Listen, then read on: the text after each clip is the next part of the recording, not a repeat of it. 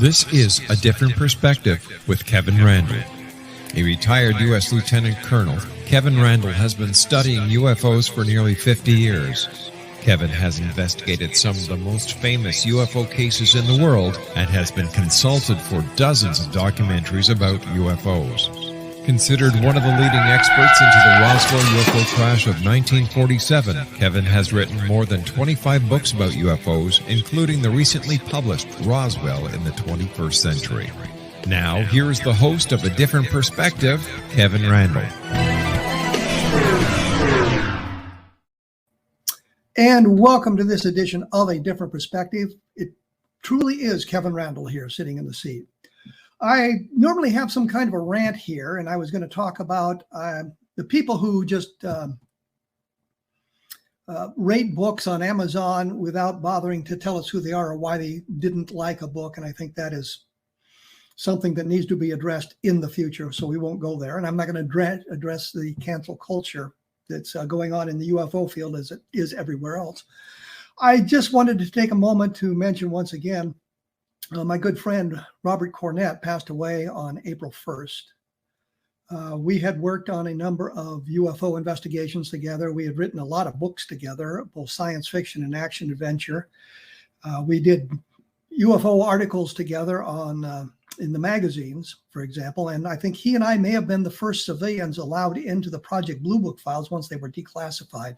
We had to go to Maxwell Air Force Base to do it, and we spent a week or 10 days down there going through the files. One of the things we did, and I think I've mentioned this before, is we went through the master index and we wrote down the names of everybody who was involved in an unidentified sighting, plus those who had reported photographs and physical evidence cases and like this. I thought that was a unique document until I discovered that Von Berliner had done the same thing, but he'd waited until the files got to the National Archives to do it. And now I learned that Rob Mercer in Ohio was privy to getting a copy of the index with none of the names redacted. So we now have the entire list of everybody who reported UFOs or investigated about UFOs, the whole list of everybody who was there. Anyway, Bob was a good friend. We hadn't seen much of each other in the last couple of years. He was on the program once, and I was a little bit upset by the program because he just wasn't the sharp person I remembered, and I would have had him back, but he just didn't seem to be capable of doing a program with any kind of I don't know, I would say alacrity, but audacity or verbalization. He was just very slow, and I think his mind was a little bit jumbled. I think it was a result of some of the things that he had experienced in his life. Anyway, he passed away. There's a article on my blog about him and what we had done together. It's also published on the website, the blog of our publisher for the Vietnam Ground Zero books, which have just been reissued over the last year or so. So if you get a chance, you might want to take a look at that and learn a little bit more about Bob Cornett. Getting on to the more important stuff. Today, of course, I'm going to be joined by Don Schmitt. We're going to talk about what's going on in the world of UFOs and today and what's happened in the past and some of the problems with it. So I'm going to welcome Don Schmitt to A Different Perspective once again. Once again, Kevin. And first of all, my condolences for the loss of Bob, because I know that you had worked many years with him. In fact, you had co-authored many of the Saga magazine articles together, correct?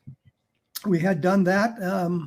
And part of it was going through the Blue Book files and things like that. And we worked with Official UFO at the Bernie O'Connor, who was the editor there. And one of the checks he sent to Bob, which was kind of funny, he said, here's your check, and the extra $1 is to buy a beer. So that was nice. That was nice. And Bernie O'Connor's been on the program too, talking about his experience as editor of Official UFO. But during that period in the mid 1970s, like 6 or 7 magazines that were devoted to UFOs, and you could make a good living by writing articles for all of them. You had UFO Report with Saga UFO Report. You had True Magazine. And Argosy had a UFO report. Right. So I did articles for all of that. The only article I ever wrote that my father was impressed with was one that showed up in the Argosy magazine, not their UFO magazine, but their regular magazine, because he said he remembered his father reading that magazine, because Argosy, of course, went back into the older time frame. So that was my kind father always read Field and Stream and Sports Afield, so be away from that. But I have to point out to your audience, you were the first one, and especially for being one of the first research investigators allowed to actually purview the Blue Book files, that you were quick to point out where are all the other military cases, where are all the Navy cases, the Army, Marine Corps, that type of thing. That if this was the official investigation, how come it's 95% Air Force? What became of everything else? And now that question becomes more relevant than ever. Well, let me just say one thing. When we got to Maxwell Air Force Base, we showed up and we had a letter from our ROTC detachment saying that we were an ROTC and give us any courtesies that they deemed necessary. We got to the library, the archives there at Maxwell. We went up to the desk to talk to them, and they weren't going to give us anything. And we were trying to convince them, yeah, it's legit, we can be here. And this guy shows up in a nice business suit. It was Mr. Schmitt from Washington. And he said, give these guys everything they want.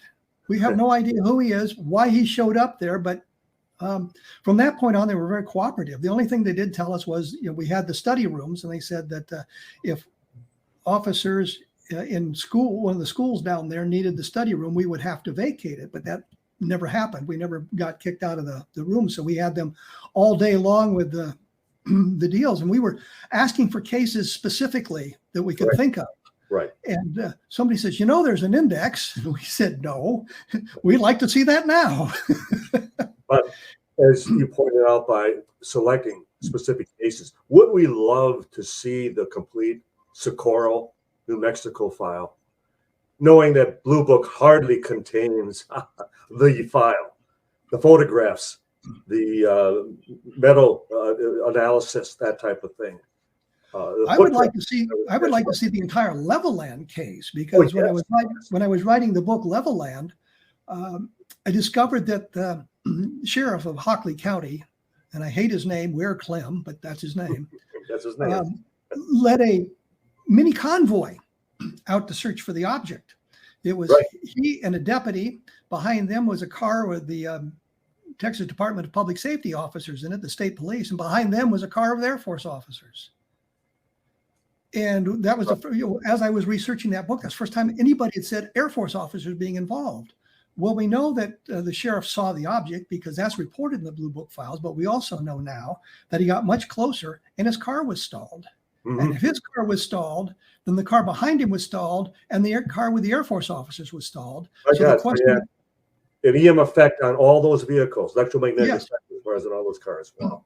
But the question to be asked is, where are the statements from the Air Force officers? Precisely. And now they're not in the Blue Book files at all. No, and now that you mention it, that we would learn afterwards, like the Dexter Ann Arbor, Michigan sightings in '66, that Hynek had spent the better part of an afternoon with an Air Force officer who also happened to be a witness and totally excluded from the report. It was like he never was there. And so, that became their pattern, that they could easily explain away civilian, and especially they made extra efforts to go after law enforcement, like the Ohio police chase with Quintanilla at Blue Book calling up the police chief and saying, tell me about the hallucination your men just had, that type of thing. Well, I think we look at a lot of the cases and we can see where there are gaps in the knowledge, but we also know, based on the documentation in the Blue Book files, as a matter of fact, that after 1953, the whole point was to explain the cases. It wasn't to investigate them. It was to explain them and belittle the witnesses. And I've talked about that on this program a number of times, especially, again, with the Levelland case, how they attempted to belittle the witnesses there so that you move it from a different arena. And I just was watching The Newsroom, which is the old HBO Aaron Sorkin program series. It was on HBO, 10 years ago. And in the very last episode of the first season, he's giving a whole list of the things the Tea Party has alleged, which now seems to have flipped to the point where it's the other side of the aisle is making the same allegations. But one of the things he said there was all about the power, maintaining their power. And that's where we are. That's where we are in the UFO field. Why is the cover-up persisting? It's to maintain their power. And it doesn't matter that this is a small part of the government. Any admission that they do not have the power is something they cannot stand. So they have to belittle the UFO field, but they do it throughout every other aspect of the government, the important parts of the government down to the UFO part of it. Well, you make an excellent point in that we would take it personal, that we would see this as strictly being just the UFO community, but it's across the board.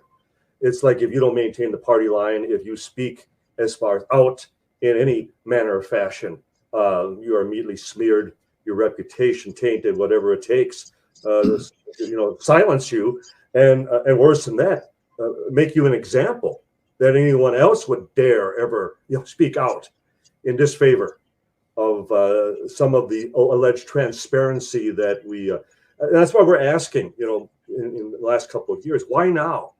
Why now this apparent transparency when we're really not seeing anything? They're not coming out with any case reports, any investigations. They talk about what they've done, but again, there's no meat on the plate, so to speak. Well, I'm going to have to take a break here because this is a good place to stop, because I want to flip over to the report that just came out yesterday from the Sun, talking about this big dump of 1,574 documents, as if there's something there. And they're talking about how it talks about alien abductions and cattle mutilations and all these relevant parts of the UFO field. So we have to take a look at that and look at the entirety of that document. I have additional information up on my blog, of course, at www.kevinrandle.blogspot.com. And for those of you who are interested in the Levelland stuff that we've mentioned briefly, the book is out. You can get it at Amazon. Please take a look at it and please give us a rating. We will be back right after this, so please stick around.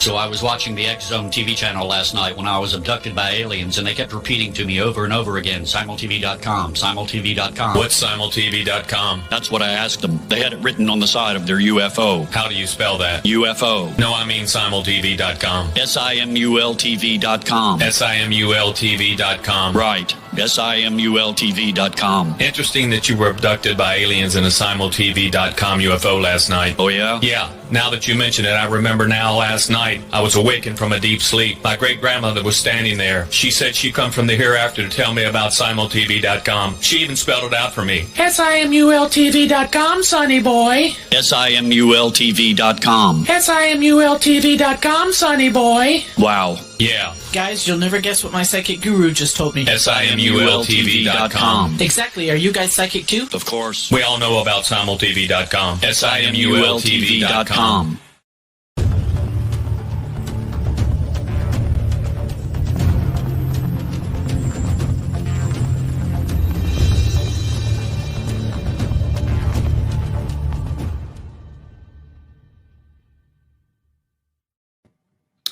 And we are back. I'm here with Don Schmitt. I probably shouldn't say I'm here. He's at his house and I'm at my house. but we're still conversing here. What better place to be, though, right? Yes.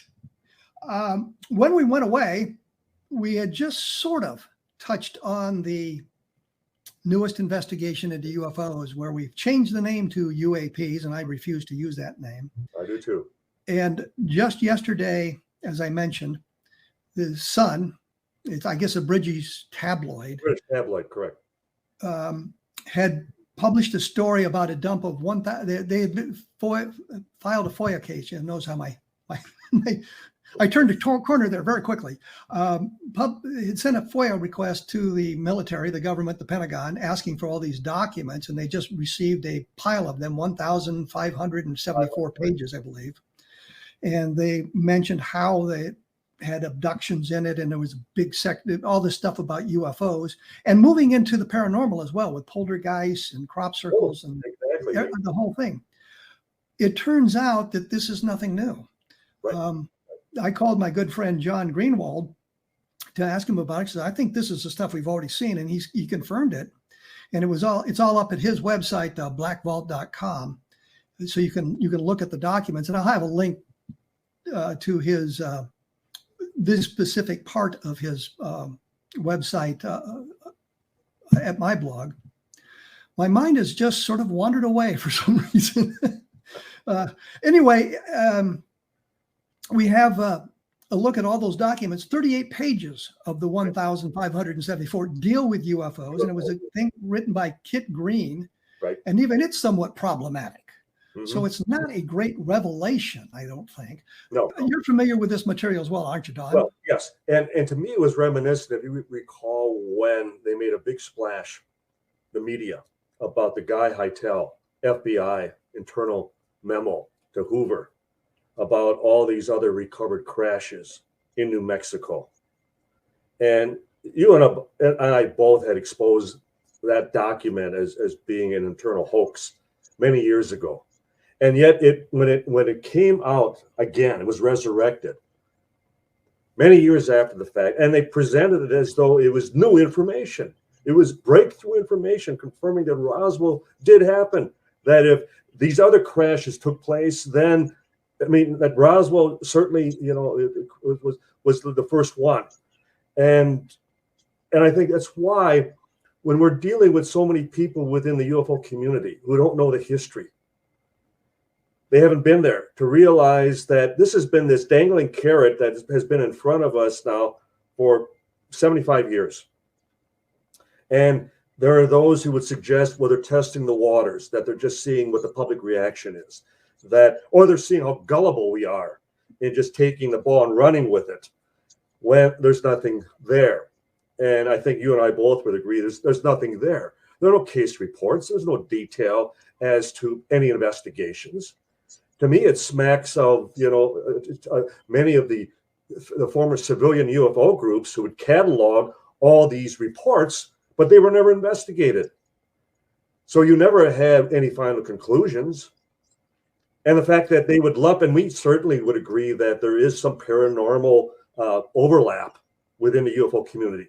But the idea that they would throw in poltergeists and ghosts and other manifestations suggesting that it was all part of this, this same enigma, it just muddies the waters. Because why can't you focus? Why can't you at least provide us with a number of cases that you have actually investigated? And what were your conclusions? Interesting. I got an email this morning, and I'm sure you saw it as well, from Mike Swords, talking about this as well. And he'd looked through the documents. I sent the link to everybody on that one list last night. If you want to look at the documents, here they all are.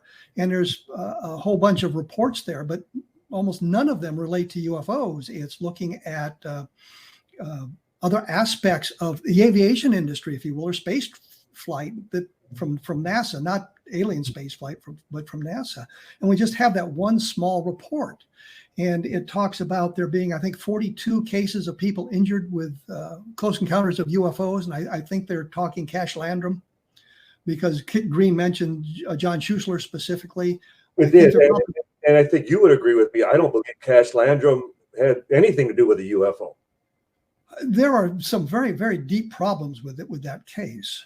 But I'm thinking also of Bentwaters, John Burroughs, right, who was apparently his health was compromised by the close approach to the UFO and that sort of thing. But they said there's 300 other cases, but they don't tell us who. He doesn't tell us who they are, what they are, where they're going. It just does us no good at all. See, to me, it reads like a wish list that they're trying to solicit some funding, some grants, and here's what we could work on. Here, if you give us the money, this is what we could look into. Well, this was all a part of that Bigelow aerospace, right? Reed $22 million that was sent to Bigelow's company to do this. And it seems to be that, yes, you're right, that it was some sort of, here's our preliminary research, we need more funding. But apparently the Pentagon or the other members of the government realized it wasn't going anywhere and shut the whole thing down. So the other money never showed up. Right. But we're left with the UAPs And I say that to separate them from the UFOs, the UAPs that were reported by the Navy last year, which again, and I've said this many times on this program, just isn't a very good report, and they haven't followed up on it. No. And so we're locked into this waiting game with everybody talking about disclosure, but disclosure is not going to happen. They have no motivation to disclose. No, because we keep asking, why now? What precipitated as far as any of this at the moment? It's not as though there was a mass sighting that they couldn't explain away. It wasn't as though, you might even suggest that certainly if the 1952 Washington overflights took place today, that it may then cause some type of official response in that regard. But this was out of nowhere. This was like, okay, why does the Navy now feel it has to say anything on this topic? And that's why we're all scratching our heads. Okay, what's their next move? What's the next step? And they could quietly because as we always see, the media, it's a 24-hour news cycle. That every so often there's a little flurry of information, and then again, it just fades to total obscurity. I think the smartest thing that the Navy sees that they could do right now is just go back to business as usual. And the only ones that would be nipping at their ankles would be a handful of ufologists. And who have no real platforms. Right. Which is a very good way to dismiss us as investigators. You have no platform, so we don't care what you say. I just am boggled by the acceptance of our colleagues, many of our colleagues in the UFO field, to this idea that this is the first steps toward disclosure. And I get that question periodically. Do you think we're moving toward disclosure? And I'm thinking, no. What we're doing is we're doing the same thing we did in 1948, which was the government, the Air Force, the military is very interested in UFOs. We're going to investigate it. Oh, there's nothing to it. Right. And I think we're in that again. It's as I say, Twining 2.0. We're doing the same thing we did 70 years ago, and it's not going to advance us any further.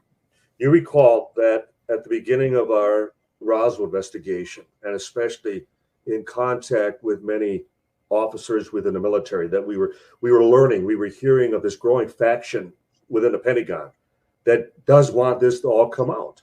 You can just imagine all the young officers, they would love to have access. They would love to have some of the truth once and for all. And then as Project Mogul and then the crash dummy reports came out, we saw that they were nailing the lid down even tighter. I personally see this as their way of giving them another 75 years, that they're going to claim that we're working on it, but give us another 5 years, give us another 10 years, that type of thing.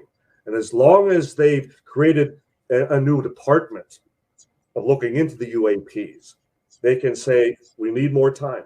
We need more time. And that's always been, the MO of even law enforcement. I just need more time, working on it every day. Well, I was thinking, one of the problems is you mentioned the younger officers, but if they're career officers, they're going to do nothing to damage their careers. Right. And although they may be interested in finding out what they can about UFOs or Roswell, they're not going to damage their career by searching too strenuously for it. Because the idea, especially in a volunteer military, you're making this a career. You want to hang on as long as you possibly can. And if you create waves, then you get marked and you're passed over for promotions. And I think the idea is you get 2 chances. And if you're not promoted on the third chance, you're out. Right. But I don't think we're going to be providing it to a lot of the junior officers. I think by the time you reach field grades, you are much more trustworthy because you're not, you're more indoctrinated, I suppose I could say. The second lieutenants, if you don't move to first lieutenant, you're really bad because nearly 95% move to first lieutenant. Same thing to captain. When you take the step to major, moving into the field grades, well, they narrow it a little bit. And you've got major and lieutenant colonel. When you go to colonel, it's narrowed even more. And then, of course, you get to general and is really narrowed. And, that's the ultimate goal of the junior officers is get into the higher ranks. So I think that, hoping that these younger officers are going to blow the whistle, I think is pretty much a pipe dream. because they'll be shut down immediately, if not sooner. So I think we can suggest a disclosure isn't coming in the very near future. And if it does come, it's going to be as the result of the aliens landing somewhere where they can't be denied, and that then the whole thing is out of our hands. I mean, for those of us who hope that the end game would involve congressional hearings, that whistleblowers would be provided immunity, that they could finally come forward and testify without fear of any repercussion. But with the midterms coming up, and as soon as the midterms are over, and then they immediately go into the next presidential campaign cycle, when is there this safe opening that they would even risk, like a Dennis Kucinich, even mentioning that he had a sighting? And how? Well, let me interrupt here, because we're going to have to take our break. When we come back, I think we're going to move on to alien abductions and some of the other aspects of it. I think we've covered this pretty well. So we'll be back right after this with Don Schmitt talking about UFOs and where the field's going and that sort of thing. So please stick around.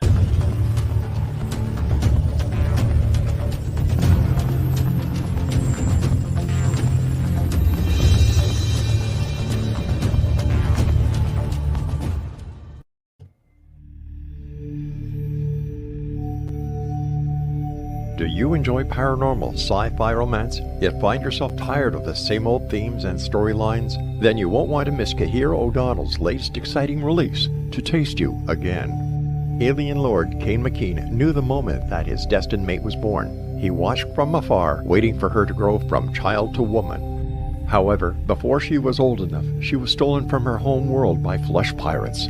Kane searched 10 long years to find her held in a suspension chamber, a 10-year-old girl in a woman's body. He rescued her and swore to give her time to grow up, but with his very life depending upon winning her as a mate, has he waited too long? Get your copy today. To Taste You Again by Kahira O'Donnell is now available on Amazon or KahiraO'Donnell.com.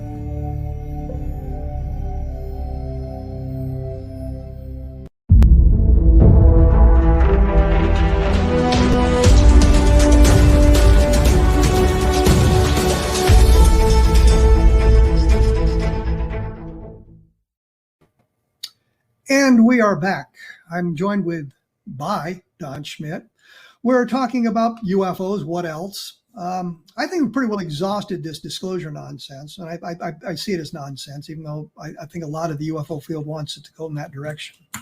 Well, if I could just add one final comment regarding that. I think you would agree that in most cases, the old order took it with them. They died with it. They did not pass it on to the new. And because of that, no one knows where to look for it right now.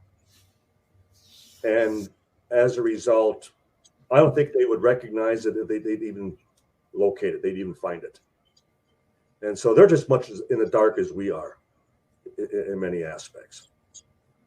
Well, as I say, I think the deep state's keeping control of the information as it is so much else. And it's going to be up to them to decide that it will not harm their power structure if they tell us UFOs are real. And I think that's the reason, that is the absolute reason that we don't know what's going on, what the government holds in the way of UFO information. You know, you and I have been around the UFO field for ever and a week. I think between the two of us, we know everybody or knew everybody, and contacted everybody, spoken with everybody. We lost a lot of colleagues too. Yeah. Oh, certainly. I've met Don Kehoe, for example. Of course, Alan Hynek.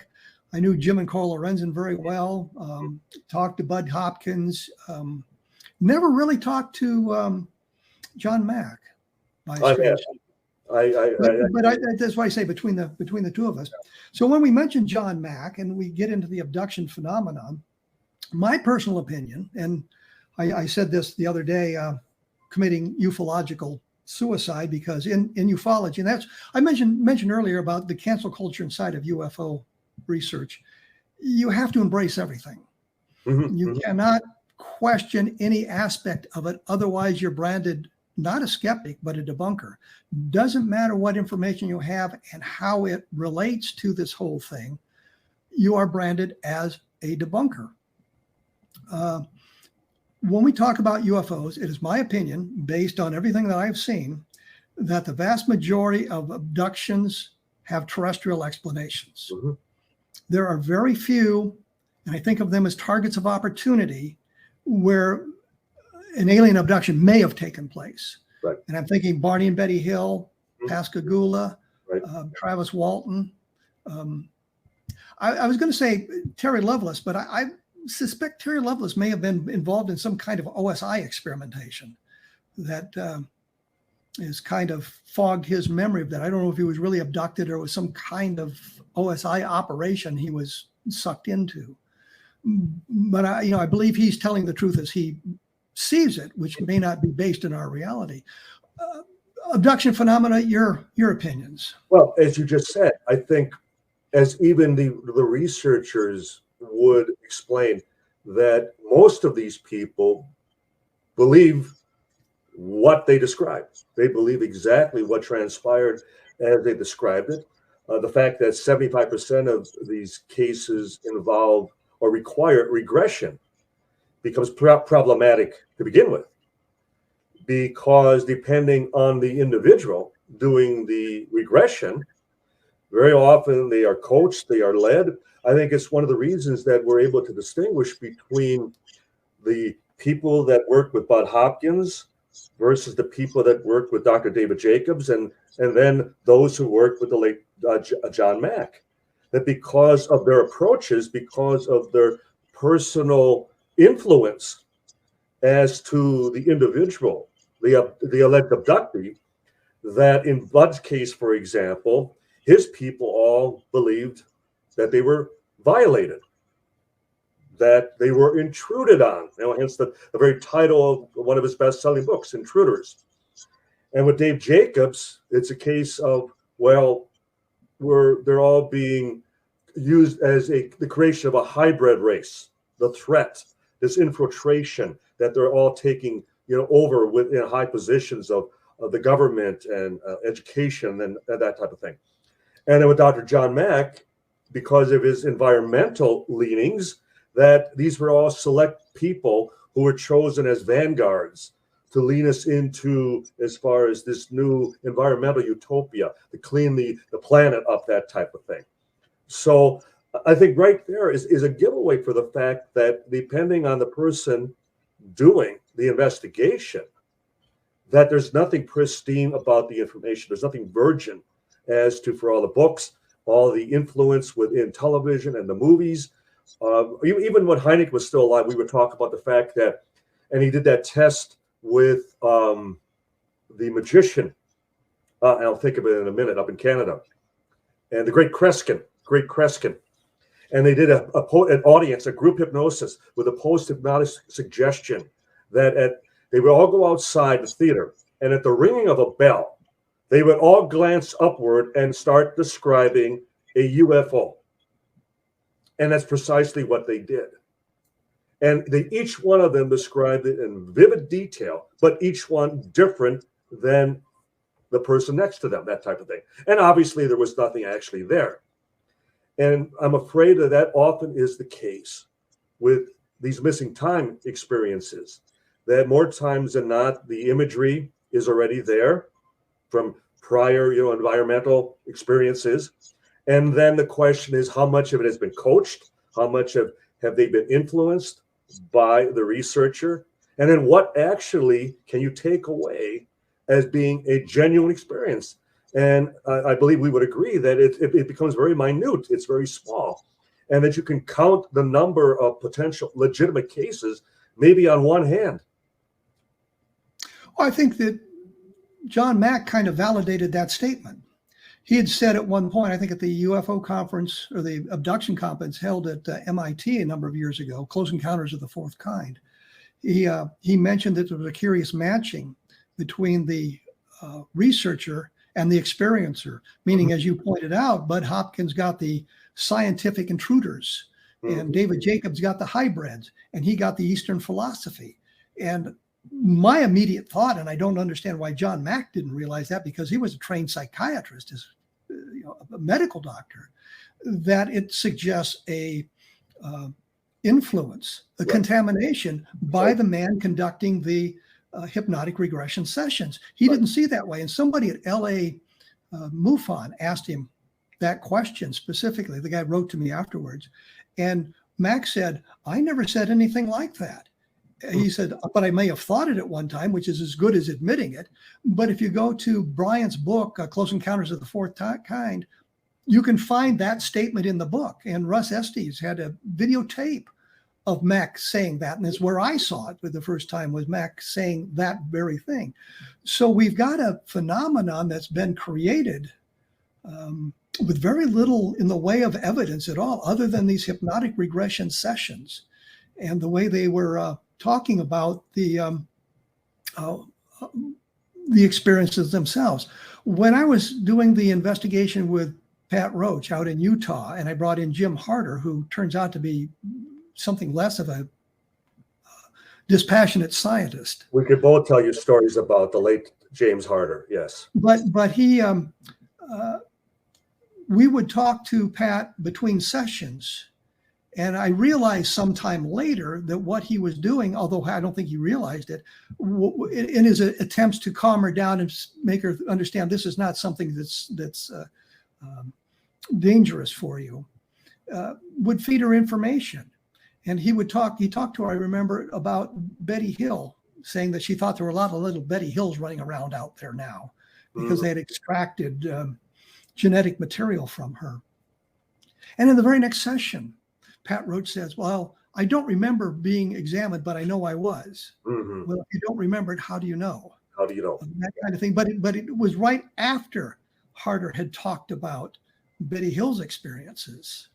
And so you have to take a look at that sort of thing and realize that. I think it was Bud Hopkins who challenged us, well, show me anywhere I've led the witness. And I did a posting on my blog that said challenge accepted. And I reprinted part of one of his transcripts, and you can see him leading the witness there, where the witness says, well, I don't remember anything more. And he said, well, yes, you can. You know, we've got to dig deeper. Think of it as an elevator. You're going down into a lower level, or all these things that work around the witness's inability to recall stuff and literally forcing them to create some kind of a scenario for them.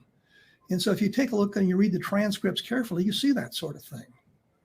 And I believe that's where, and we would mutually support Travis Walton, that for his 5 days absence, that for all the attempts to take him deeper and deeper down into the rabbit hole, he has never come up with anything new. There's nothing there, and he hasn't provided. He could easily have fallen into that trap. And just for the sake of, making himself more noteworthy, more attractive as far as to the new audience, the new generation of ufologists. And he is telling the exact same story that he began with, back in 1975. So, you mentioned in James Harder, last conversation I had with Harder, he was trying to convince me that we are being visited by over 120 different species, races of aliens. Can you imagine falling into his hands? It's not enough that you've been abducted. He's going to try to determine which planet, your visitors are from. Total contamination. And I don't think Carl and Jim Lorenzen ever went down that rabbit hole. But they were more open to the idea of alien abduction and that sort of thing than, say, NICAP was. Of course they were. But I just wonder how much of that information is now stored in files somewhere that if we could get our hands on it, might give us some clues to what's going on.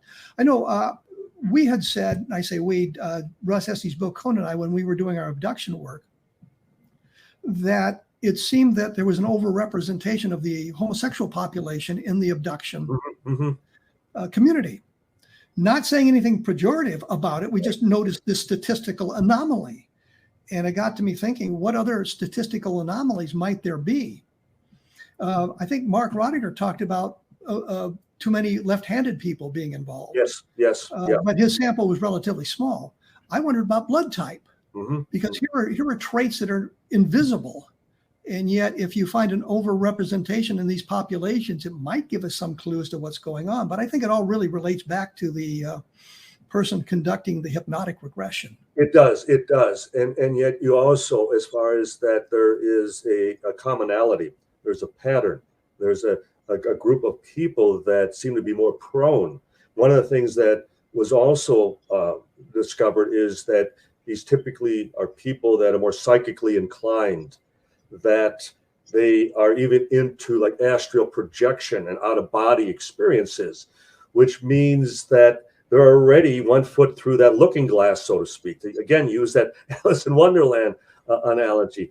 And so, yeah, one could say that that's the reason that they're selected, because they're already, linked. They're somehow in tune with this outside force. But well, let's hold it there for just a minute, because I'm going to have to take a break. We'll continue our discussion on abductions, which I think is probably going to offend a lot of people. So I will be back with Don Schmitt right after this. So please stick around.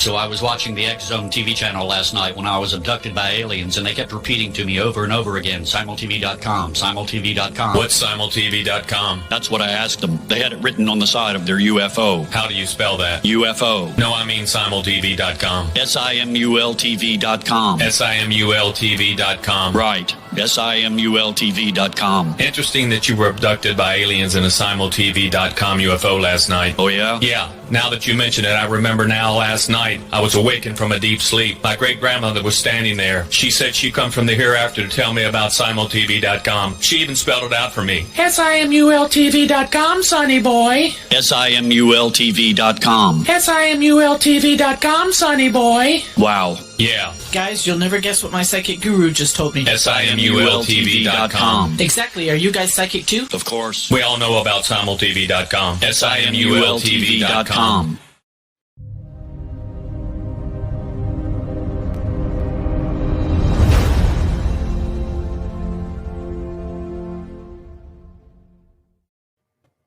And we are back with Don Schmitt, obviously, this time. We were talking about alien abductions and that sort of thing, and sort of throwing ourselves under the bus with our discussion of abductions. Yeah, I may comment regarding that quickly. Yes. The idea that anytime you talk about peer review, you talk about where you and I have often criticized that, well, okay, but you haven't proven Roswell. But all these years, the investigation has remained fluid. We've made every effort to, find the physical proof necessary.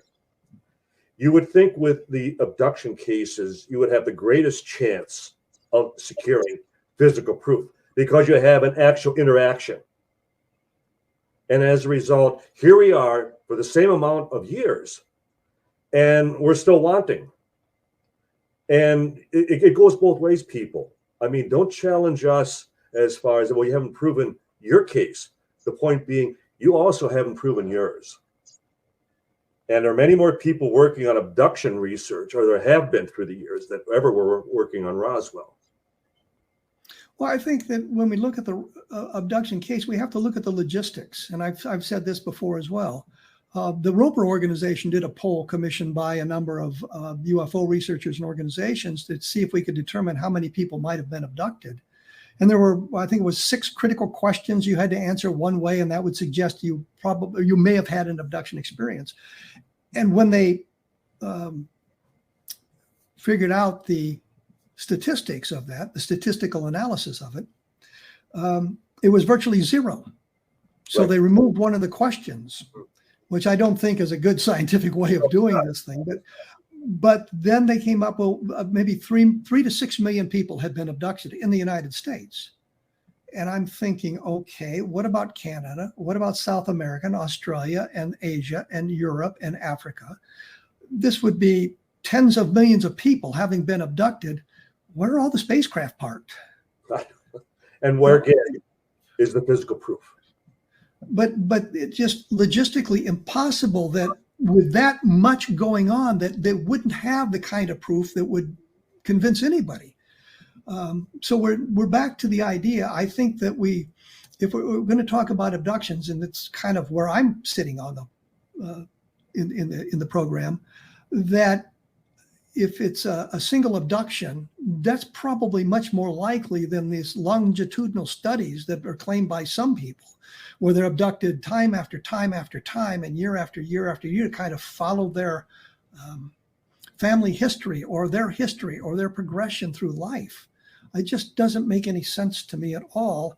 And it doesn't seem that it logically follows, because you've got to introduce interstellar flight to get to that point. And we just don't understand the logistics or the problems of interstellar flight. Well, then you also add the level of human arrogance, the idea that after you've abducted a few Earthlings, you realize we're all pretty much the same. And the idea that unless they are actually harvesting something, as some have alluded to, that what would be the ongoing purpose, the agenda, that this would be going on every night as far as somewhere around the world. In mentioning even some of the prominent abduction researchers in the last segment, and the thought that one of them specifically believes that anyone and everyone who has ever had so much as a UFO sighting has potentially been abducted. And we need to talk to you. We need to regress you because there's something more there. And he would then, as we both know, that whatever information you glean of a case, you have to get in that first session, because any subsequent hypnosis will feed on the previous, and then it influences each one thereafter. And then I would hear that he would have people regress up to a couple of dozen times before they would finally say something, and it was like, gotcha. We knew it was there. And again, there's nothing scientific about that. There's really nowhere else to go with the abduction phenomenon. I have argued for years, decades, that we're stuck in what would be in psychology would be called case studies.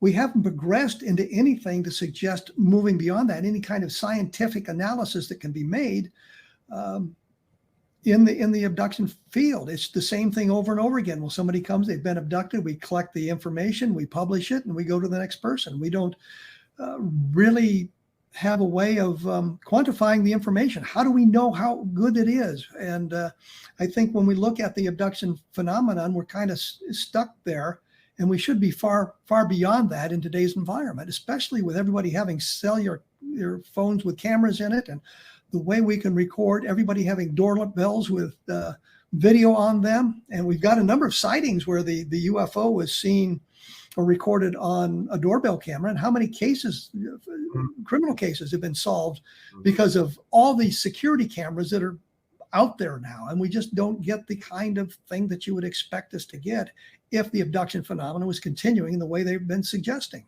Don't you find it also very telling that with the recent passing of Dr. Leo Sprinkle, and certainly before him, James Harder, and then we lost Bud Hopkins, and just before him, Dr. John Mack, and Dr. David Jacobs is no longer, as far as working on these cases, that who has stepped up?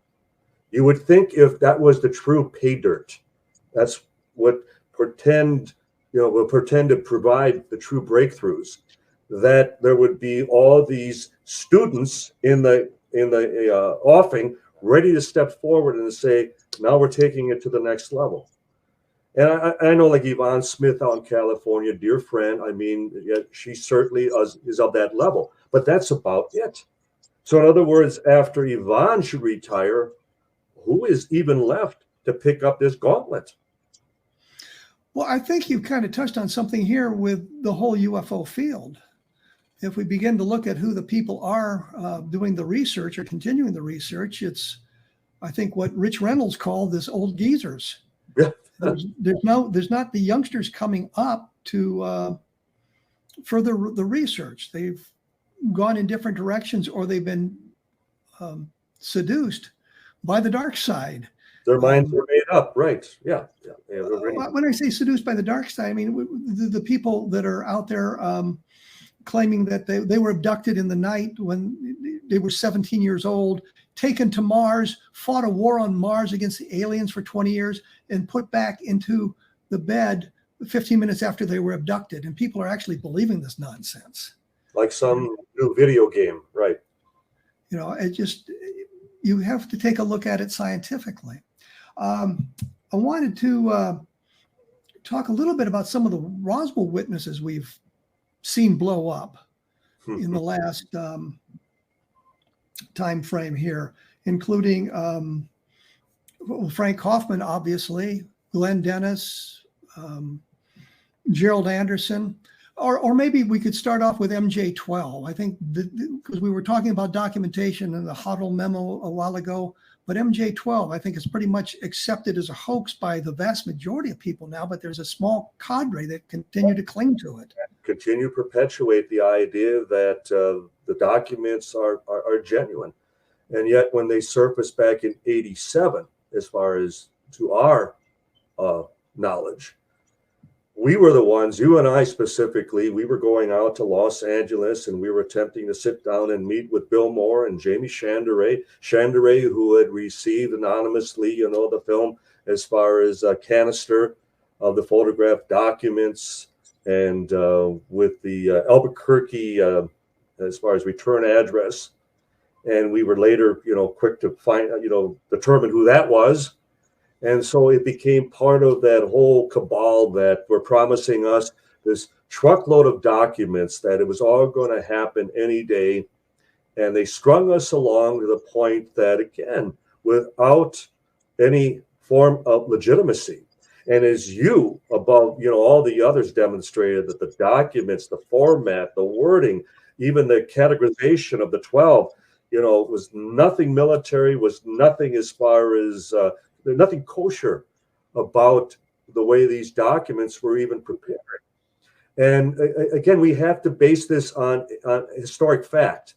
If they don't line up, if they don't match as far as other documents from that time period, and as far as the information contained therein, the fact that the documents would even mention the Del Rio case, which is totally blowing up. Why would you mention Del Rio, but then for the same people that defended the planes of San Augustine, there's no mention of the planes in the MJ-12 documents? Well, Stan Friedman challenged me once to prove there was no UFO crash on the plains of San Augustine. So as a joke, I sent him a copy of the Eisenhower briefing document. He said, it's not mentioned there. And then he's coming up with all these excuses. Well, if it was a legitimate crash, why wouldn't it be mentioned there? Well, they didn't want to give all the information away. You're talking about a briefing. You're preparing for the president. You're going to leave information out. So if he finds out about it, you've now lost your job type thing. How come you didn't tell me about that one, right? But it's just that sort of thing. And I think that the problem with the UFO field, we've lost our ability for critical thinking. We've lost our historic, as far as perspective, in that the historians are now the old geezers who are pushed off to the wayside. You guys should retire. You didn't solve it. Now it's our chance. Well, but you have to know the history. You have to recognize why, as we both agreed at the beginning of the program, that there is no disclosure forthcoming, because they've done this to us time and time again. And it always leaves us with this feeling that, well, the very arbiters of the cover-up we're now to believe, the people that have been sitting on this for 75 years, now we trust them. Now we accept their pronouncements as being gospel. No. That's where the history comes in. And that's why the old geezers are the ones that are still going to lead the way. Well, I think we're going to have to take a break here, because it's time once again. As I say, take a look at www.kevinrandle.blogspot.com for additional information. Don's website is Down at the Moment. It's being rebuilt. Yes. .com. .com, yeah. Down at the Moment. Well, there you go. And my latest book is Understanding Roswell, and we look at MJ12 in that once again, because I think it's an important thing to understand the Roswell case, to understand MJ12 and how it's blown up. We will be back right after this, so please stick around.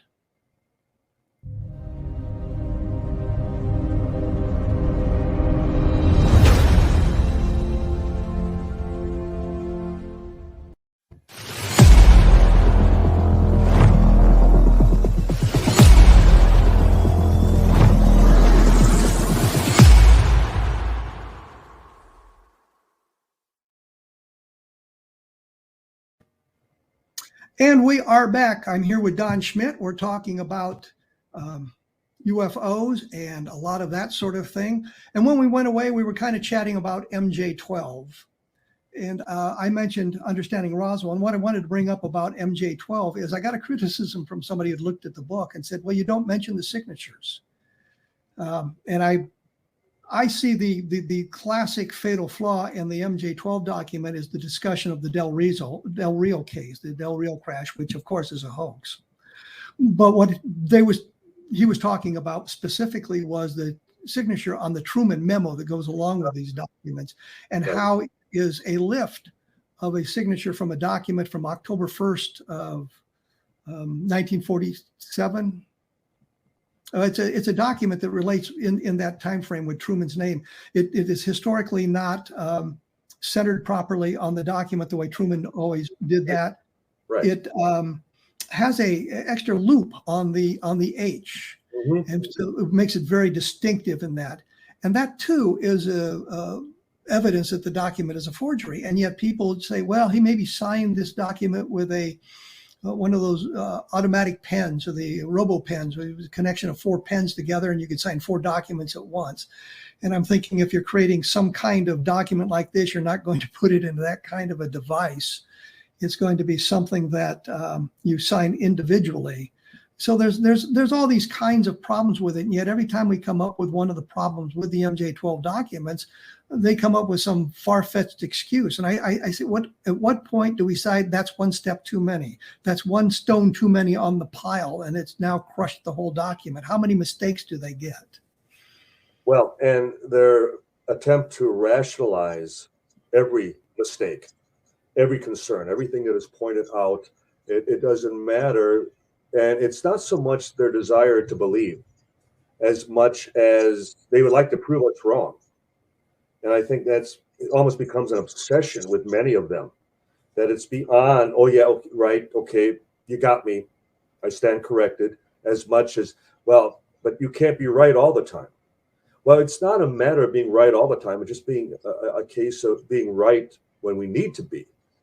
And God knows I've made mistakes. God knows I have, trusted and believed, and not so much for wanting or a desire to, but that I would listen to the wrong people, that I would listen to the scientists.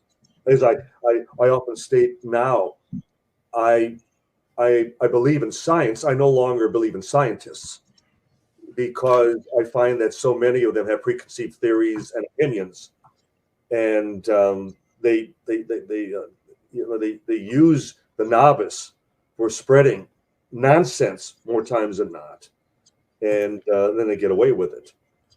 The MJ12 documents, I mean, you and I both would agree that certainly, given that Roswell, if we accept that it did happen, that there would have been some form of an oversight committee appointed, something that would even oversee the office of the president, that would continue on from administration to administration, with the hope that you would garner some answers, that you would come up with some resolution as to what you were dealing with back at that time.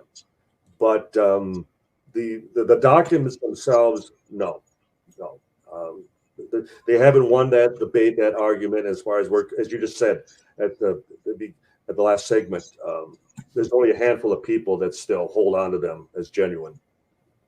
I noticed that I had Ryan Wood on the program, who was a great proponent of MJ12 a while back. As well as his dad, right, Robert. But I had Ryan on the program, and he just didn't seem to have much knowledge. It's like he'd forgotten a great deal about the MJ12 documents, and I haven't heard him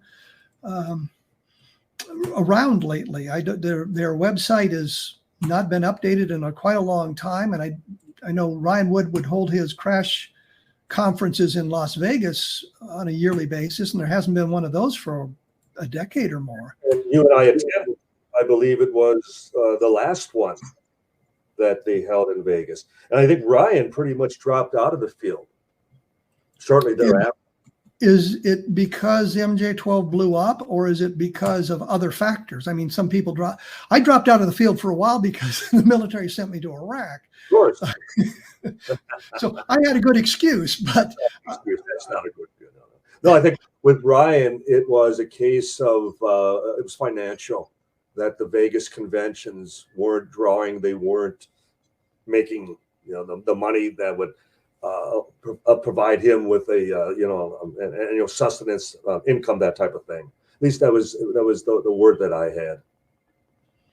Well, I wondered about that. Some of the greatest proponents of some of these aspects of the UFO field have since gone away, and as maybe they got other interests, or they matured, or they became discouraged for some reason, or they got tired of everybody yelling at them for not accepting every little aspect of the field.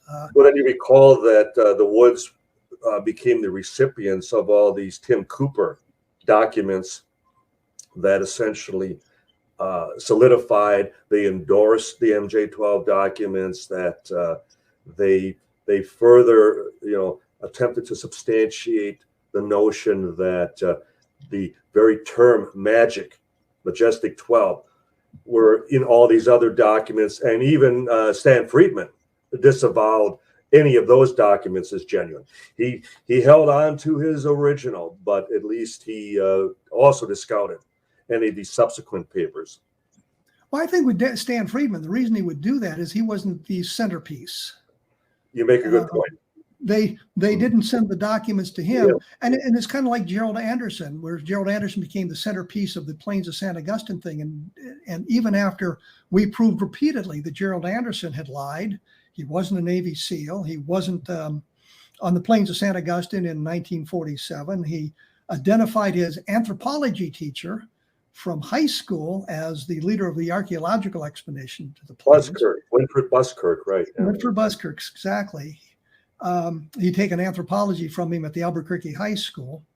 And even when we kept showing information after information that this didn't take place, Stan refused to accept it. One of the things that I found later in some of the files that I have is I had talked to people at the Albuquerque High School, mm-hmm. and they were looking at the transcripts of Gerald Anderson when Anderson said he didn't take the anthropology class. And of course, they're looking at the transcripts and said, yes, he took the anthropology class on the 1st September, and he took French on the 2nd September. Stan actually talked to those same people. Mm-hmm. He had to know the truth. Right. And yet he continued to endorse Gerald Anderson because he was the center of that. Anderson was talking to him. No matter what we presented, Anderson was talking about the crash being out near Horse Springs. And if you're in New Mexico, you're looking across the Plains of San Augustine. It's on the western bank of the Plains of San Augustine. Well, Dr. Arizona state line there, right? Yeah, close to it. Herbert Dick was doing an archaeological excavation at Bat Cave. Again, another one of those things you don't want to say. Which is on the eastern side. Correct. And I had a letter from Dick where he said, well, I didn't see anything like that. There was nothing there. We proved that Dick was there on the 1st of July, so he would have been there for the crash. Right. And I showed this to Stan. He said, well, we don't know which way the cave was facing. We don't know how deep they were in the cave. And I said, yes, we do. We know where the cave is. It's facing to the west. They couldn't stay in the cave overnight because it's not level, and the closest level ground was about 100 yards from the entrance of the cave, so they're outside the cave. And if you're looking for human habitation in a cave, you're not very deep into it, because if you're looking at the Paleo Indians in there, they didn't have a way to light the depths of the cave. So yes, we know all of that stuff. And Herbert Dick said, well, no, there was nothing going on. Had it been going on, he would have seen it. So that kind of negated Gerald Anderson. And yet Stan continued to believe that there was a grain of truth or something important about what Gerald Anderson had to say. No, he should be a footnote. This guy was a liar. End of story. And you and I, from the get-go, we found it ludicrous, the idea that you, especially as a experienced, trained military helicopter pilot, the idea that here was a 5-year-old child back in 1947, that from a ground viewpoint, that 50 years after the fact would be flown in by a helicopter with Robert Bigelow and Stanton Friedman and Don Berliner, and from an aerial viewpoint, as they approached, he would recognize the site that he hadn't been to in 50 years. Well, I mean, I had one other thing there. Prior to that flight, he identified like 4 different sites, right, including one that was close to where I always called it the whopping huge array, but it's the very large array, the radio telescopes there in the Magdalena area of New Mexico. One north of the highway. I think it's Highway 60. That is right. Yeah, he changed the location to suit his mood, I suppose. But I think that, that's one of the problems with the UFO field. When we look at it, there are people who attach themselves to a case, whether it's the investigator or the witness, and they're not going to let go of it no matter what kind of evidence is presented. They're going to find an excuse to reject that evidence, not following the science. It's known as being proactive. It's known as actually getting your hands dirty, going out into the field. And that very day, you and I were out there. We rendezvoused. We drove out there. We parked and we walked some distance where that windmill was on the side of that slight bluff, that type of thing. But the point is, we were giving them the benefit of the doubt. It wasn't as though, okay, we closed this chapter from our computer keyboard and end of story. Whether it was you or Tom Carey and myself, we always made every effort to speak to every witness firsthand. We were at their homes, we were in the field, we were at the locations where this all went down. So well, let's leave it there, because we're going to have to take the end of the program here. I will be back next week with Don Schmitt,